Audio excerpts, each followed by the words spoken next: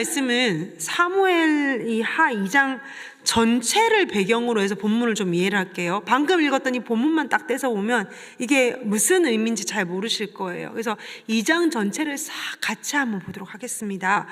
여러분, 지금 읽은 말씀은 사무엘 하지요. 사무엘 상과 사무엘 하가 어떻게 다릅니까? 사무엘상은 이스라엘이라는 한 나라가 세워지는 토대, 이스라엘이라는 나라가 출발하는 토대가 되는 이야기입니다. 12지파로 흩어져 있던 나라, 12지파로 흩어져 있던 이스라엘이 어떻게 한 나라를 이루어가는지 사울이라는 한 사람이 왕으로 등극해서, 사울이 이스라엘의 첫 번째 왕이잖아요, 그죠?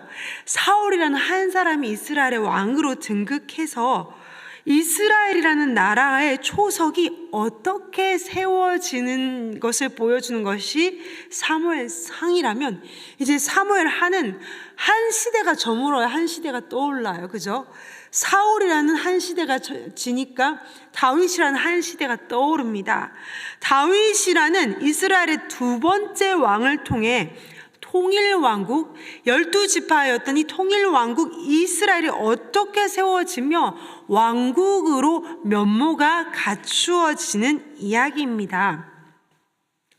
방금도 말씀드렸다시피 이스라엘은 총 몇 지파? 12지파로 나눠진 나라입니다. 12지파로 이루어진 나라고, 이 시기에, 지금 사무엘하 이 시기에는 아직 한 나라로서 완전히 연합되지 않았어요. 이스라엘의 이 12지파는 언제든 깨어질 수 있는 거예요. 마치 남한과 북한처럼 이스라엘의 12지파는 언제든지 다시 분열될 수 있는 그 불안을 안고 있는 나라였습니다. 자, 지금 방금 우리가 본문으로 읽은 이 시기, 이 사무엘의 2장을 읽은 이 시기에는 사울과, 이스라엘 첫 번째 왕 사울과 그 다음 차기 대권 후보가 누구였겠어요? 사울 왕이 죽으면 누구예요? 당연히 왕자예요. 다윗까지 아직 아니에요. 차기 대권 후보는 요나단입니다. 사울과 차기 대권 후보였던 왕자 요나단이 죽었습니다. 사울과 차기 대권 후보가 죽었으면, 자, 사실상 이거는 권력이 어떻게 해요? 공백이 생긴 거예요. 이 권력의 공백에 다윗이 그냥, 이거는 다윗을 향해서 융단을 깔아준 거라니까요. 다윗 앞에 빨간 카펫이 깔린 거예요. 그냥 그 권력의 공백에 다윗은 살 올라가서 그 권력의 공백에 올라가서 딱 차지하면 됩니다. 그런데 다윗이 어떻게 하냐면 2장 1절 말씀 한번 볼게요. 2장 1절 말씀. 다윗이 여호와께 여쭈어 아뢰되 내가 유다 한 성읍으로 올라가리까? 여호와께서 이르시되 올라가라. 다윗이 아뢰되 내가 어디로 가리까? 이르시되 헤브론으로 갈지어다.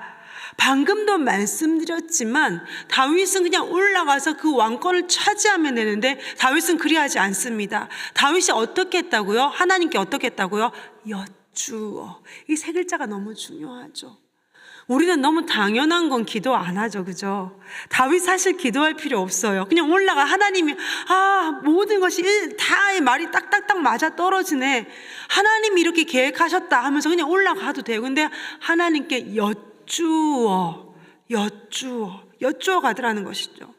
그리고 다윗은 이스라엘의 전체 왕으로 자신을 선포해도 됩니다. 근데 다윗이 하나님께 여쭙고 어디로 갔더라고요? 어디로 갔다고요? 헤브론은 유다 땅에 있습니다. 헤브론 유다 땅에 있고, 헤브론은 유다 지파를 중심으로 한 거점입니다. 다윗은 헤브론에서 자그마치 7년 6개월, 거의 8년이나 되는 시기를 헤브론의 왕으로 머뭅니다. 사울 왕도 없고 요나단 왕자도 없는데 올라가서 바로 이렇게 하면 되는데 헤브론의 왕으로서 거의 8년을 다스립니다. 그리고 나중에 이스라엘의 왕으로 예루살렘에서 33년을 다스리게 됩니다. 여러분, 왜 그렇게 헤브론의 왕으로 머무는 것을 선택했을까요? 인간이 얼마나 권력 지향적인 존재입니까? 다 차지해도 되는데 왜 헤브론에 가서 8년을 머물렀을까요? 다윗은 하나님 나라의 속성을 알았던 거예요. 그 길고 긴 광야 시간을 통해 그는 하나님을 오래 경험하면서 하나님 앞에 닦이고 깎이면서 하나님을 알고 하나님 나라의 속성을 알았던 거예요. 하나님 나라의 속성 뭐예요? 하나님 나라는 주어지는 나라라는 거예요.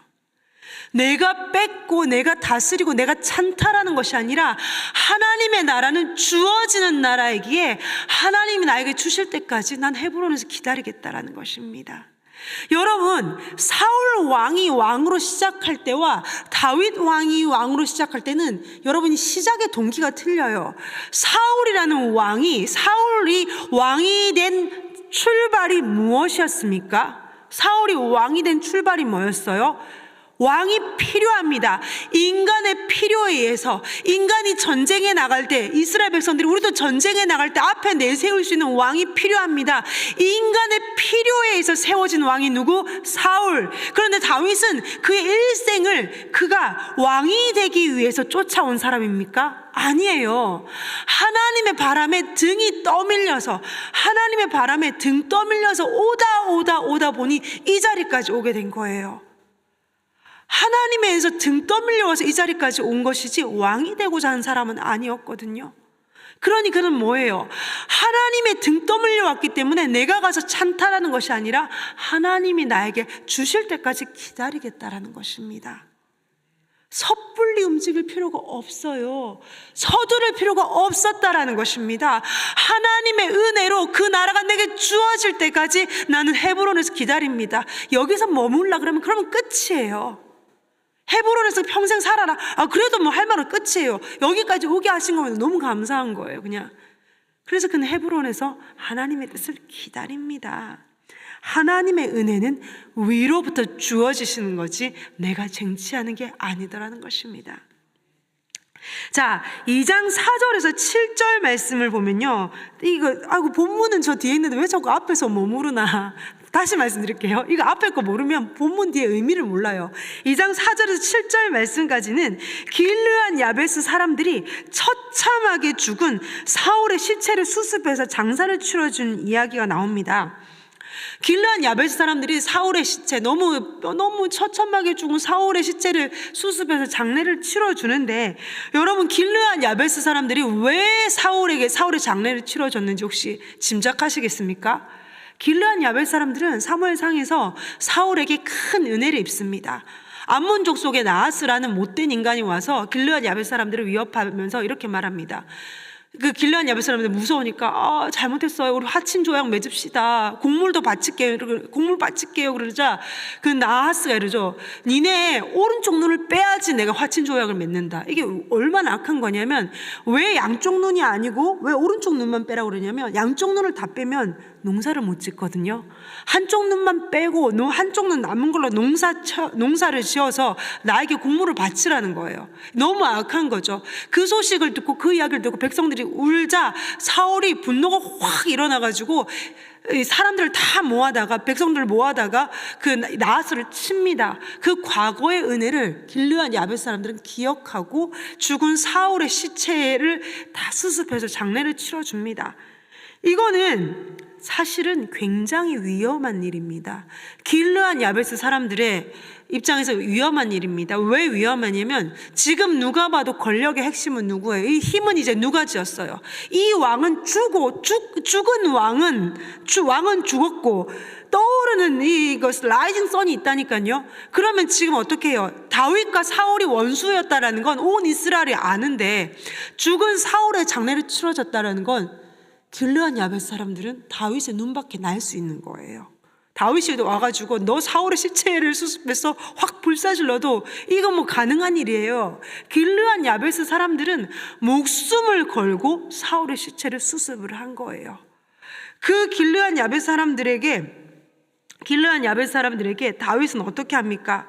이제 길르앗 사람 생각해 이제 우리 불받아 될 거다 생각했는데 다윗은 의외로 이렇게 얘기합니다. 6절 너희가 이 일을 하였으니 이제 여호와께서 은혜와 진리로 너에게 베푸시기를 원하고 나도 이 선한 일을 너에게 갚으리니 이제 너희는 손을 강하게 하고 담대히 할지어다. 너희 주 사울이 죽었고 또 유다 족속에 내게 기름을 부어 그들의 왕으로 삼았음이니라 하니라.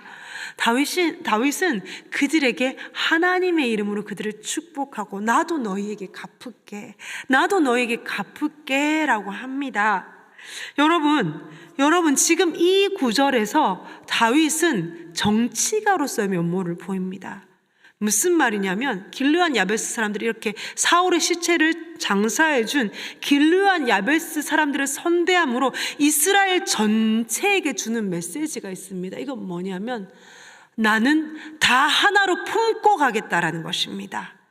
나는 하나로 가겠다. 나는 품고 가겠다라는 것입니다. 그리고 이스라엘 전체에게 주는 메시지가 뭐예요? 사울은 나에게 그러했지만 나는 사울과 같지 않다. 나는 사울에게 대갚음하는 사람이 아니다. 나는 사울과 같지 않다. 나는 다 하나로 품고 가겠다. 나는 다 하나로 안고 가겠다라는 메시지를 길르앗 야베스 사람들뿐만이 아니라 이스라엘 모든 사람들에게 주고 있다라는 것입니다. 하나 되어 가겠다. 12지파 모두를 안고 하나 되어 가겠다. 함께 가겠다. 아무도 버리지 않고 함께 가겠다. 이 다윗이라는 리더는 함께 가는 나라로 하나님의 나라를 품고 모두와 함께 모두를 품고 하나도 버리지 않고 12지파 하나도 버리지 않고 다 함께 품고 가겠다라는 메시지를 주고 이렇게 노력을 합니다. 자, 여기까지가 배경이었으면 이제 본문에 가야겠죠. 근데 리더는 하나님의 나라의 속성을 아는 리더는 이렇게 노력을 하는데 이제 밑에서 무슨 일이 벌어지는지 보겠습니다. 밑에서 어떤 일이 벌어지는지가 오늘 말씀입니다. 자, 사울이 죽자, 여러분 사울은 어느 지파 사람이에요? 사울은 어느 지파? 베냐민. 다윗은 어느 지파? 유다. 사울이 죽자 권력의 공백을 틈타 사울의 군대 사령관인 아브넬이라는 사람이 사울의 아들 중에 제일 이렇게 뭐라고 했나? 보잘것없고 약간 이 애매한 아들 이스보셋을 꼭두각시로 세웁니다. 한국말로 되게 좋은 표현이 있더라고요. 바지사장. 예, 꼭두각시로 이스보셋을 세우고 실질적인 베냐민 지파의 노릇을 이 아브넬이라는 사람이 합니다. 자, 아브넬이라는 사람이 사울의 군사령관이었던 아브넬이라는 사람이 베냐민 지파에서 이스보셋을 앞으로 세우고 실질적인 왕 역할을 하죠. 자, 다윗에게는 누가 있었을까요? 다윗의 군사령관은 누구예요? 여러분 잘 아실 거예요. 요압이라는 군사령관이 있습니다. 이 요압이라는 사람이 좀 굉장히 재밌어요. 이 요압은 어떤 사람이냐면 다윗에게 맹목적으로 충성을 합니다. 맹목적으로 충성을 하고 충성스럽지만 그는 무식합니다. 그리고 굉장히 다혈질이에요. 뒷일을 생각을 안 해요. 그래서 다윗을 굉장히 곤란하게 만들어요, 나중에. 자, 2장 14절 말씀에 아브넬이 요압에게 이르되 원하건대 청년들에게 일어나서 우리 앞에서 겨루게 하자. 요압이 이르되 일어나게 하자 하매. 자, 아브넬과 요압은 자신들을 따르는 베냐민 지파의 청년들, 유다 지파의 청년들을 앞세워서 싸우게 합니다. 단순히 치고받고의 몸싸움이 아닙니다. 이 싸움이 어떠한 싸움이냐면요.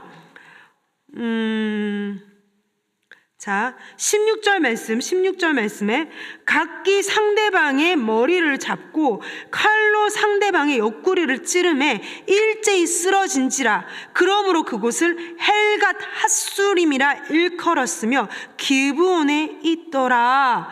지금 이 싸움이 단순한 몸싸움일까요? 아니에요. 칼로 옆구리를 찌고 배를 찌르는 싸움입니다. 그래서 그 땅 이름을 뭐라고 했다고요? 헬갓 핫수림이란 뜻은 날카로운 칼들의 들판이라는 것입니다. 날카로운 칼들의 들판. 이 아브넬과 요압이라는 이 권력의 싸움에, 이 아브넬과 요압이라는 이 두 사람의 권력의 싸움에 누가 희생되고 있습니까? 애꿎은 청년들의 피가 희생이 되고 있습니다. 그날의 싸움으로 누가 죽냐면 요압의 동생 아사엘이 죽고, 다윗의, 볼까요? 2장 30절 말씀에 요압이 아브넬 쫓기를 그치고 돌아와 무리를 다 모으니 다윗의 신복 중에 19명과 아사엘이 없어졌으나, 그러니까 다윗의 사람들, 유다 사람들은 몇 명 죽은 거예요. 결국은 아사엘과 19명, 20명 죽은 거예요. 20명이 죽고, 자, 그 다음에 아브넬에게 속한 자 2장 31절 다윗의 신복들이 베냐민과 아브넬에게 속한 자들을 쳐서 360명을 죽였더라. 자, 다윗의 사람 20명이 죽고, 아브넬의 사람 360명 죽었습니다. 자, 그러면 이거 무엇을 말하고 있는 거예요? 다윗은 20명 죽고, 다윗 사람들 20명 죽고, 아브넬의 사람 360명 죽었으면, 성경이 말하는 게, 다윗 편이 이겼다. 우리가 심적으로 응원하는 다윗의 사람들 20명이 죽었으니 다윗의 사람들이 이겼다. 우리 편이 이겼다. 그걸 이야기하는 걸까요? 아닙니다. 우리는 숫자의 함정에 잘 속습니다. 20명이 죽고 360명, 여기가 이겼네. 아니, 이 20명이, 이 360명이 나라면 어떻게 하시겠습니까? 360명이 나라면요, 이 360명 중에 한 명이 나고, 이 360명 중에 한 명이 여러분의 자녀들이라면 어떻게 하겠습니까? 권력의 싸움에서 애꿎은 피를 흘린 360명이 나고, 360명 중에 그 한 명이 나고 여러분의 자녀라면 여러분, 이게 단순히 숫자 노름이고 이겼다 기뻐할 일이겠습니까? 하나님 앞에서는 한 명도 소중하지 않은 사람이 없어요. 두 사람의 권력의 싸움에 하나님이 소중히 여기는 애꿎은 청년의 피가 그 들판에 흘렀다라는 것입니다. 하나님은 하나님의 나라를 꿈을 꾸시고, 하나님은 하나 되는 나라, 모두가 하나 되는, 함께 가는 나라를 꿈꾸고, 그 꿈을 본 다윗은 모두를 품고 가고자 열망하는데, 리더의 가장 가까운 곳에서 리더의 꿈이 무엇인지 가장 잘 알 수 있는 자들은 서로를 죽이고, 권력의 주도권을 잡으려고 서로 죽이고 애꿎은 피를 흘리고 싸움을 하는 모습을 보여주고 있습니다. 여러분, 요압은 다윗의 가장 최측근입니다. 요압의 가장 큰 최측근으로서 다윗의 뜻을 가장 가까이서 볼 수 있는 사람이었고, 하나님께서 그 요압에게는 남다른 용맹함을 주셨어요. 이게 너무 아까운 거예요. 다윗의 가장 최측근으로서 하나님의 사람의 가장 가까이에서 하나님이 뭘 원하시는지를 너무 잘 볼 수 있었던 사람이에요, 요압은. 게다가 하나님이 특별한 달란트, 용맹함도 주시고, 싸움을 잘하고, 용맹함과 싸움 잘하고 전쟁에 나가면 승리하는 남다른 달란트도 주셨다라는 거예요. 그런데 그것을 자기의 권력, 자기의 욕심, 자기의 사리 사욕을 위해서, 그걸 위해서 애쓰니 어떻게 해요? 애꿎은 희생이 그 밑에서 벌어지는 거예요. 이 비슷한 사람이 있죠. 창세기에 가면 누구예요? 롯이에요. 아브라함, 믿음의 조상 옆에서 하나님의 나라를, 하나님의 뜻을 볼 수 있었고, 하나님이 뭘 원하는지 볼 수 있었는데, 그가 박차고 나가서 어떻게 해요? 소돔과 고모라 가가지고 끝이 안 좋잖아요. 얼마나 다윗의 옆에서 얼마나 잘 볼 수 있었어요. 잘 배울 수 있었고, 기회가 너무 좋은데 자기 욕심, 내 권력, 내 이익, 결국 여러분, 이 싸움에서 함께 있었던 모든 사람들은 사실상 끝이 안 좋습니다. 이 싸움에서 요압의 동생 아사엘이 죽죠. 그리고 요압이 이것 때문에 앙심을 품습니다. 내 동생 죽인 앙심을 품어서 아브넬을 칼로 배를 쑤셔서 죽입니다. 아브넬은 요압의 손에 죽습니다. 그럼 요압은 나중에 어떻게 되는지 아세요? 가장 비참해요. 하나님의 성소에서 제단 뿔을 잡았지만 거기서 끌려 내려와서 하나님의 제단 옆에서 그는 죽임을 당합니다. 너무 무섭지 않아요? 너무 좋은 기회, 하나님의 뜻을 가장 잘 알 수 있는 위치에 있었지만 그 위치를 가지고 자기의 욕심, 자기의 권력, 내 이익을 위해서 다른 사람을 희생시키고 다른 사람을 힘들게 하고 끝이 안 좋더라는 것입니다. 저는 이런 말씀을 볼 때 항상 생각나는 성경 구절이 있어요. 시편 49편 20절에 이런 말씀이 있습니다. 종귀 하나 깨닫지 못하는 사람은 멸망하는 짐승과 같다라는 것입니다. 하나님께서 특별한 달란트도 주시고 남다른 달란트도 주시고 남다른 위치를 주셨는데 종귀 하나 깨닫지 못하는 자는 멸망하는 짐승과 같다라는 것입니다. 우리는 이 말씀을 통해서 참 어찌 저럴까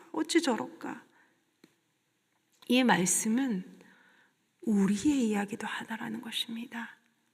가장 은혜 받을 수 있는 자리, 하나님의 뜻을 가장 잘 알 수 있는 자리, 그 가장 가까운 데 있는 사람이라면 하나님의 나라를 보아야 하고 하나님의 꿈을 꿔야 하고 하나님께서 무엇을 기뻐하시는지를 깨달아야지 하나님의 이름을 빙자하여 내 이익, 내 계산, 하나님의 나라를 꿈꾸는 저와 여러분 되기를 원합니다. 차라리 모르면 예수님께서 그렇게 말씀하시잖아요. 니네가 못 본다 하면 니네가 죄가 없었겠지만 본다 하니 너희 죄가 그저 있다고.